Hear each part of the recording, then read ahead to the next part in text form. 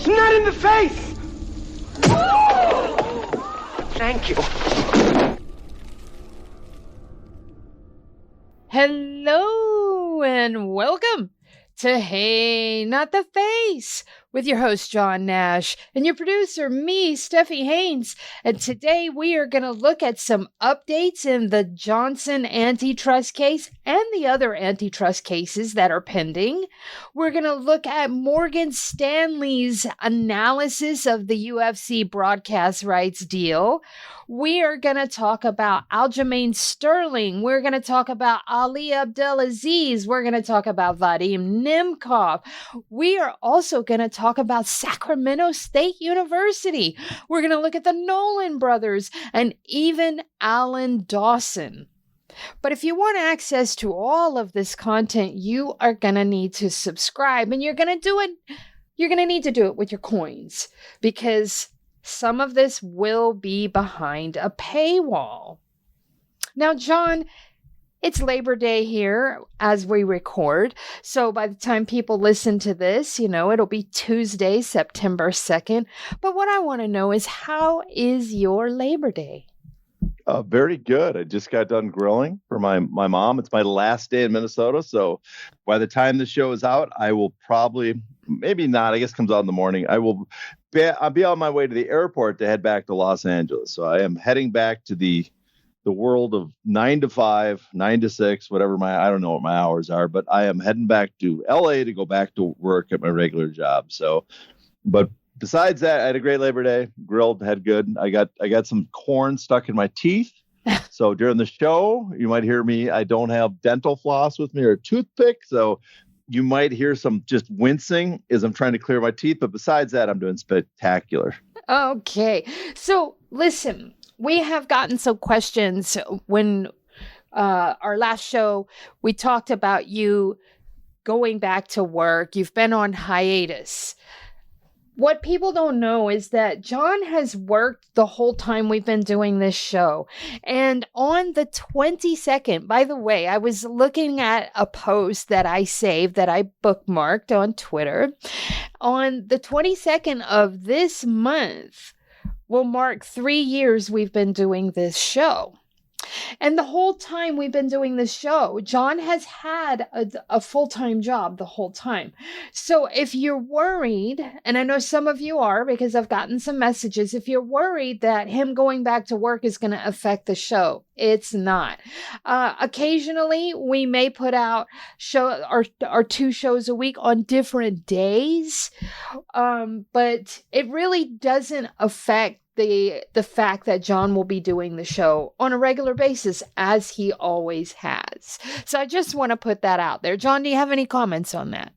I mean, the only thing it'll affect is the quality of the show, which, again, it can only improve the quality considering how much I phone it in sometimes. So I expect a better show now that I'm going back to my regular job. I'll be more focused. So that's the one positive. But yeah, it doesn't interfere with I'm too busy during the day. We record this at night usually. And the only thing sometimes it gets in the way of, stuck in traffic or whatever, we move the day around. We record a different day than usual. That's the only interference this does. Yes. So don't worry.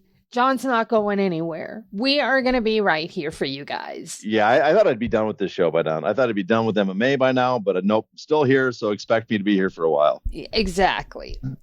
So let's go ahead and kick this thing off, because there was a hearing last week in the Johnson antitrust case, and I assume the other antitrust cases were rolled into this hearing. So tell us what the hearing was about for people that may have missed our last show, and what were the results? Well, there were 2 hearings actually last week, 2 status report hearings, status conferences actually.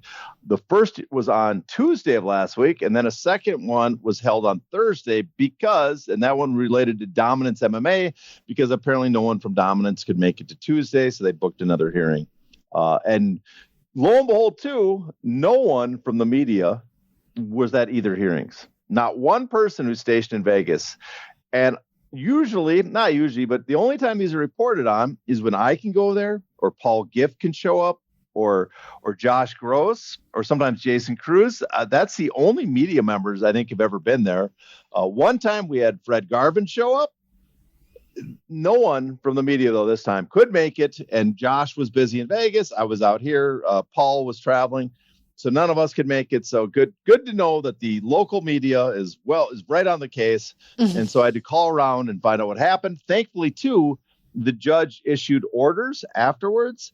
And so we can get the text of those to find out what happened. But I had to call, ask around as many people to find out what the results of these hearings were. Otherwise, since no one was there, we might have to wait months for the transcript otherwise to find out what the hell happened. But fortunately, there were a few people there that could tell us what happened. So the first one on Tuesday, there were two things they had to go over. The first one was there was some discovery to be decided regarding Cirkunov. The defendants, Zuffa, the UFC, were arguing that we should not have to comply with discovery because Cirkunov has an arbitration agreement with the UFC, so this case should not be going forward. And so this case should be decided in arbitration, and so we should not have to disclose anything in discovery to Cirkunov. Judge disagreed because they are challenging the arbitration. He said until they decide the arbitration, I'm going to just paraphrase the judge. It's a long-winded answer. But because they're challenging the arbitration, we have to determine if that challenge can be upheld and their challenge is proper here. We're going to allow discovery, but that discovery is only going to be limited this is just for the Cirkunov case, Cirkunov v. Zuffa. And for those who may be not familiar, don't listen to us all the time, there are 3 current potential class actions against the UFC. There is the main one, the ongoing one, Johnson v. Zuffa. That's Cajun Johnson and all the other named plaintiffs suing the UFC for antitrust violations, asking to be a class action. And then following in the wake of that, there is Cirkunov v. Zuffa, which is for Misha Cirkunov. And he is the same lawsuit as Johnson, but he's asking to represent fighters that sign these arbitration agreements and class action waivers, which technically don't allow you to be part of the class action. And then there's a third suit representing fighters that are outside the UFC, Phil Davis v. Zuffa. So that's the 3 cases that they have a group. They're related cases, so they're doing the status hearing all together.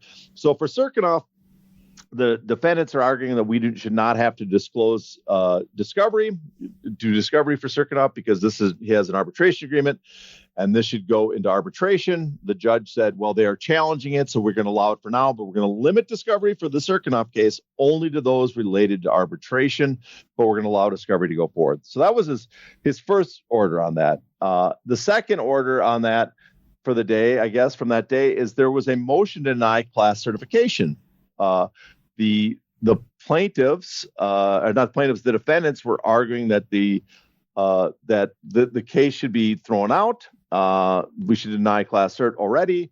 That there's no case to be made, partly for the fact that the fighters in Johnson v. Zuffa don't have the same contracts as all the fighters. And what I mean by that is they don't have arbitration agreements, which over half the fighters apparently have signed, and that Misha can't represent them as well because he has signed an arbitration agreement. And so they're asking the case to basically be denied class certification. And if that's the case, then this is, there's really no case to go forward. And the judge denied that for now because he said that's premature. That should be decided later when we get to the class certification part.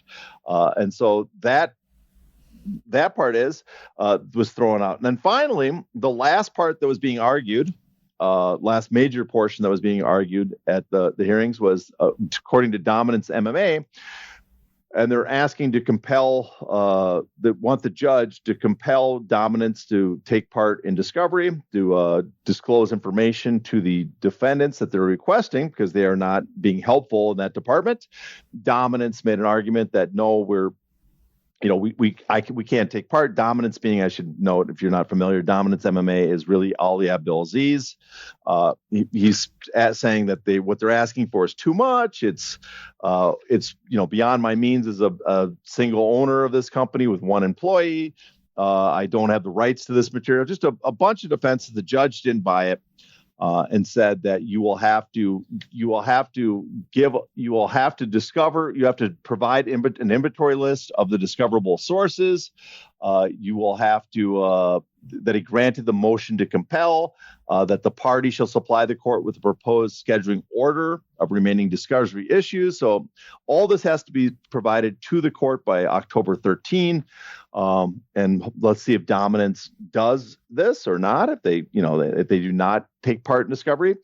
Because if you read through it, it's also kind of noted that there was no, I don't want to say no teeth, but the judge did not grant, he wanted, the plaintiffs were asking for sanctions against the defendants, and sanctions being that the judge would punish them for not taking part in discovery, for not being helpful as they're supposed to.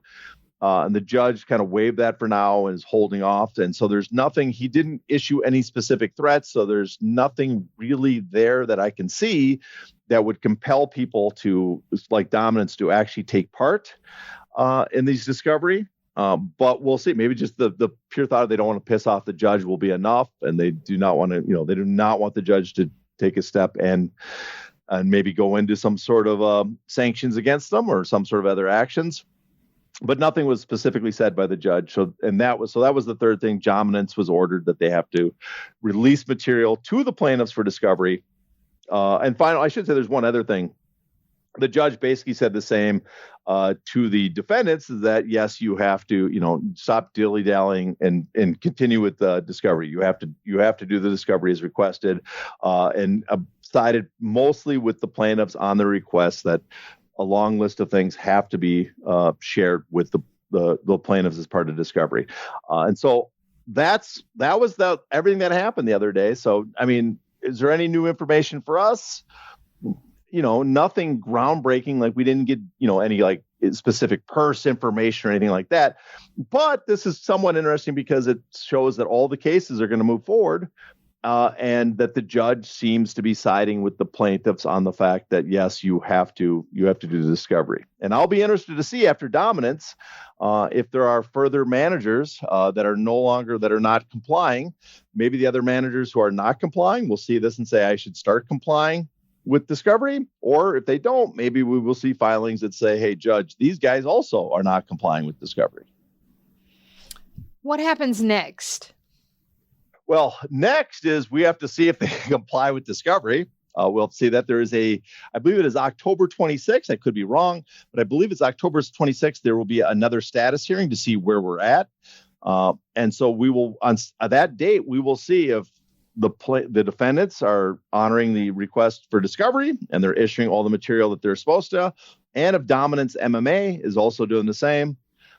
And if they are not, then we will see if the judge will do anything about that. And if they are doing it, then we will know that they are following through on discovery, and this case is moving forward.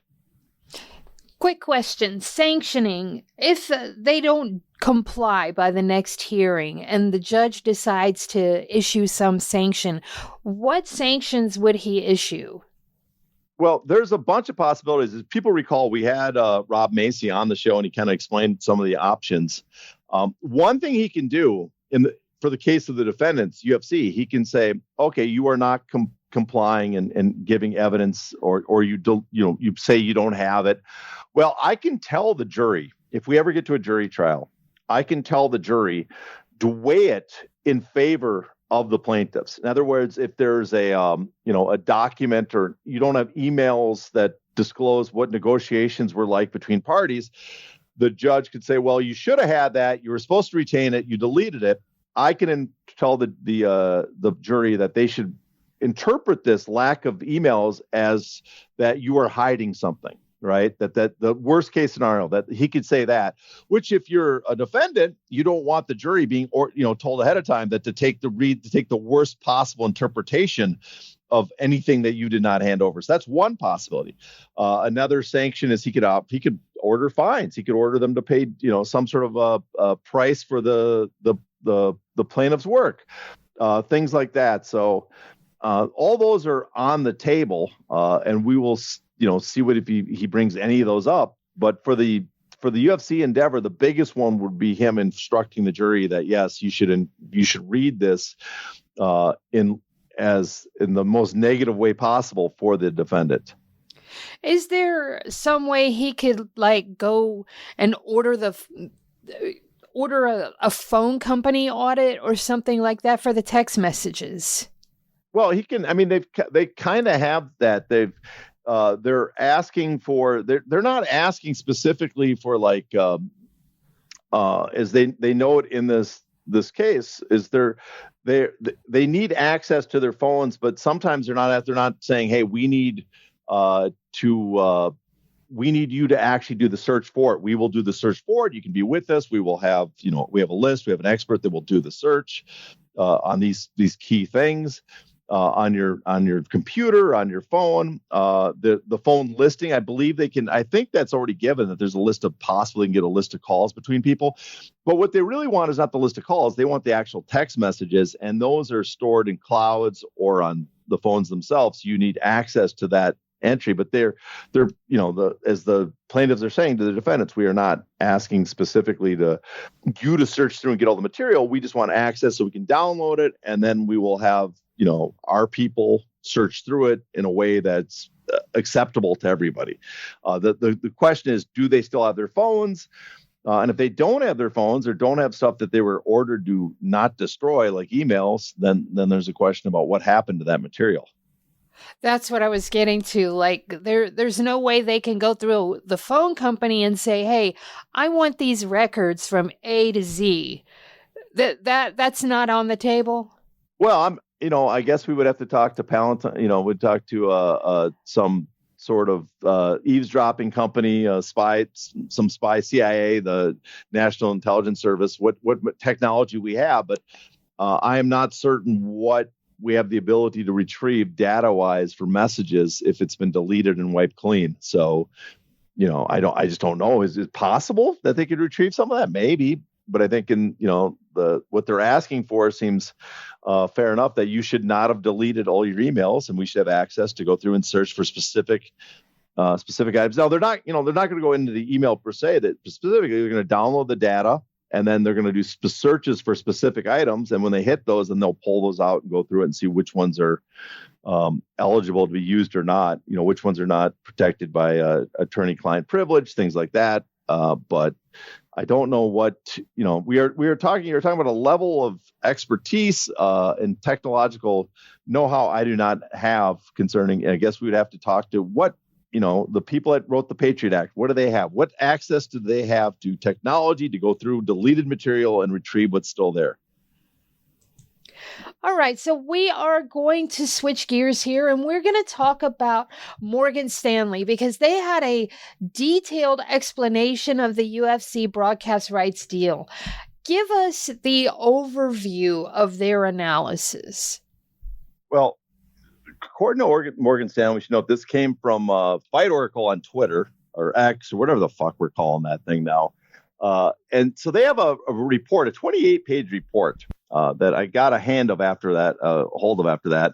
But if you look through it, what it basically says is that the basic argument, I guess, for Morgan Stanley is that this deal for Paramount will add a significant cost to Paramount, which will lower their EBITDA, or their operating income before depreciation and amortization.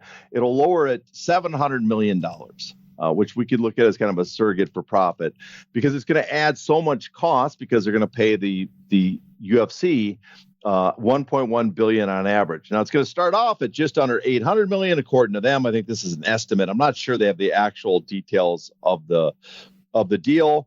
But it starts off at $780 million, and then it climbs up, I think, to $1.2 billion, $1.3 billion at the last year of it, over 7 years. And so the basic gist of it is that Paramount, they're taking kind of a gamble, according to this, because you look at their earnings per year, what they're looking at.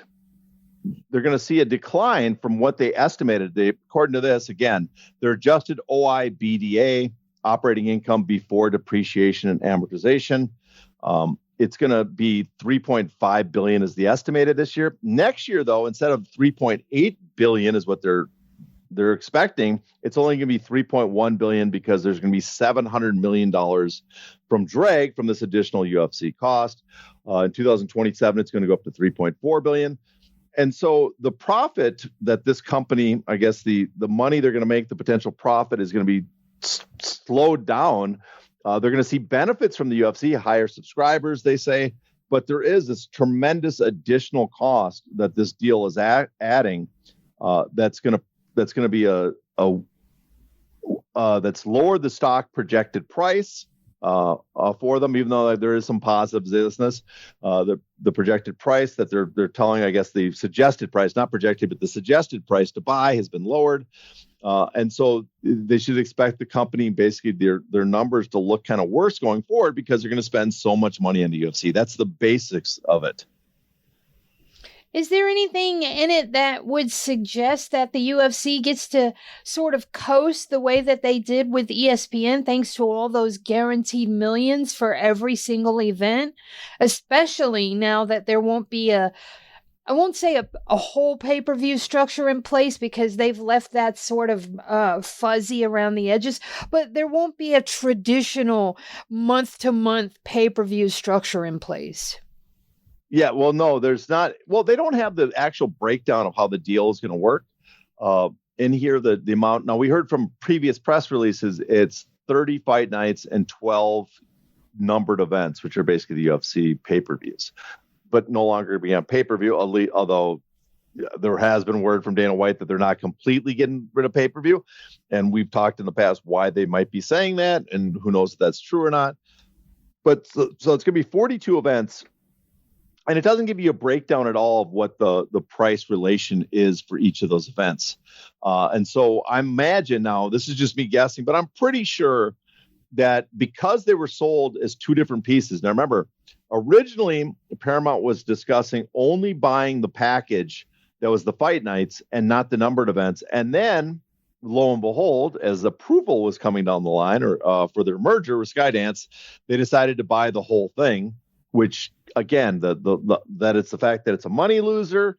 I shouldn't say it's a money loser, but the fact that there is a serious cost to this deal and that it was signed on the day that they got the Skydance approval that they decided to get the whole package does add to the suggestion or adds weight to the concept that perhaps this was a kind of a quid pro quo because the UFC and Ari Emanuel and Dana White helped put the executives over at Paramount in touch with the Trump administration to get this passed, this merger approved. And so perhaps there's this bonus income from this because the UFC helped them. Who knows? That's just a theory, conspiracy theory at this point. We're putting on our tinfoil hats. But the deal itself was, again, originally 30 fight nights, and then they added on separately the pay-per-views which was a meaningful cost according to the trades. We don't know the exact amount. So that tells us that they have different prices for these things, for each of those items. So my guess is that that the numbered events are much more expensive, much more valuable, and a higher price than the typical fight nights. And so, they're going to want to still, I think, preserve those events, numbered events, both Paramount and the UFC, as something special than a typical fight night. So I think they are going to put more into it. Now, the question is, will they be able to phone it in? Well, that is a strong possibility, I think, because there is, as we saw with the UFC pay-per-views, there is no incentive to increase the sales. The only incentive is your next deal. But there's no immediate incentive to make each pay-per-view as successful as possible. I shouldn't say pay-per-view, each numbered event, because there's no pay-per-view revenue. Just with ESPN, they had a set contractual amount that paid them no matter what. And I should remind people that the stories that the pay-per-view prices went down because sales were lower is wrong.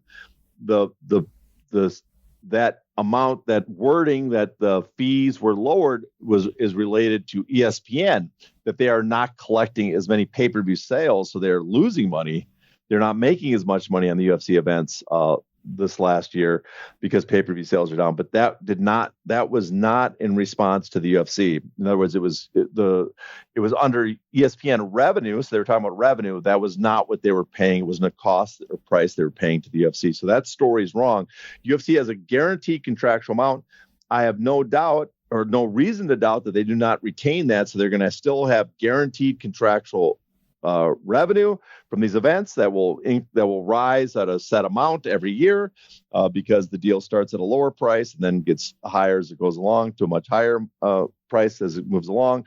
And so again, the UFC is going to be in a position now they're going to want to put on events to look good, to do great ratings, then get another better deal in the future. But there's nothing I think that will make them bend over backwards and kill themselves to put on great events.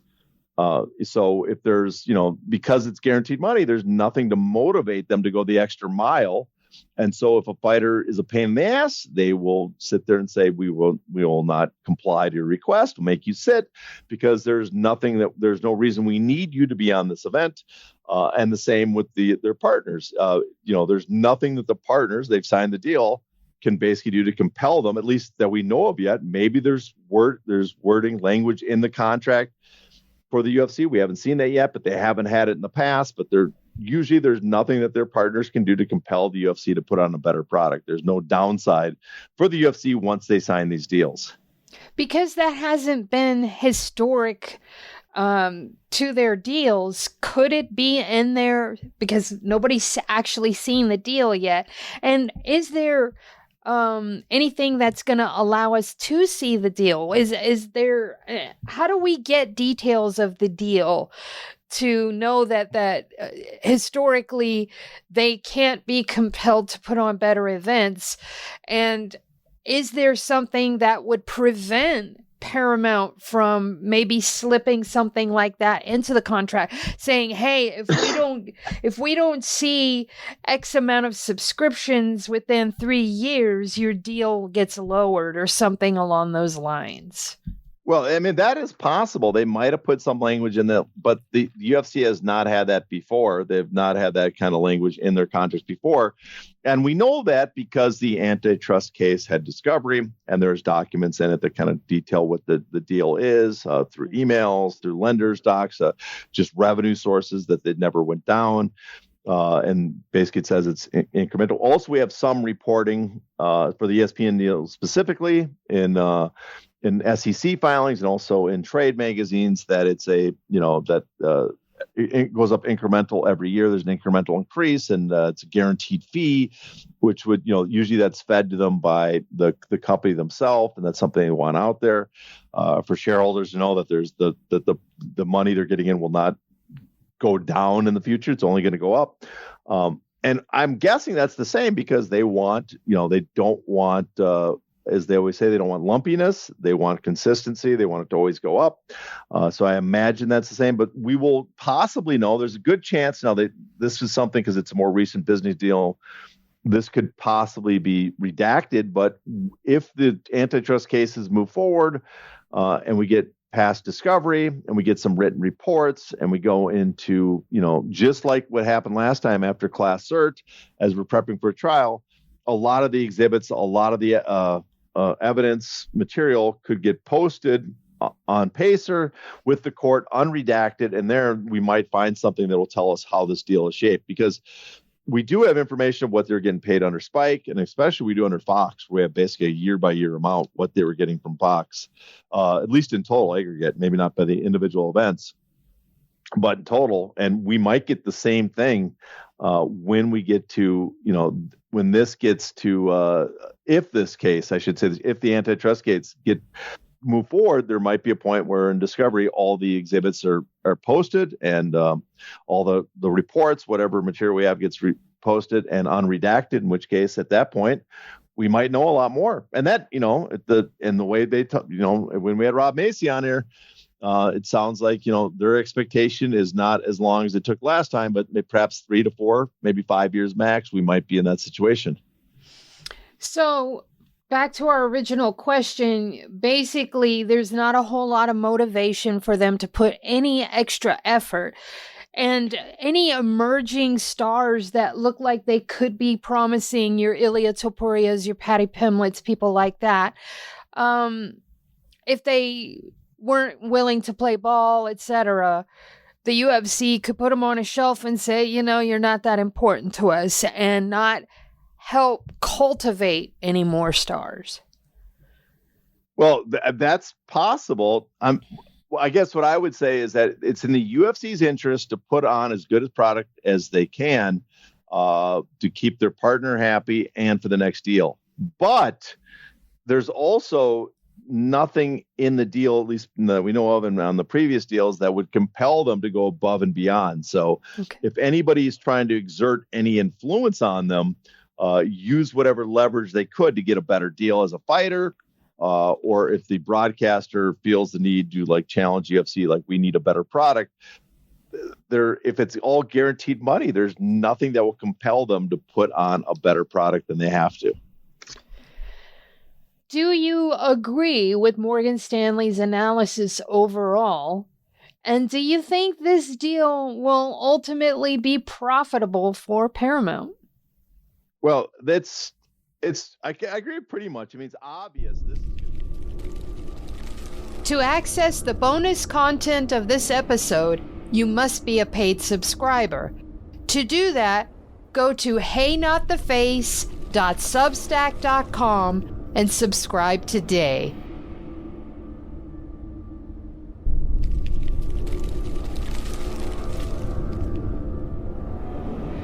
Ow! Ow! Not the face! Ooh! Ooh! Okay, the face!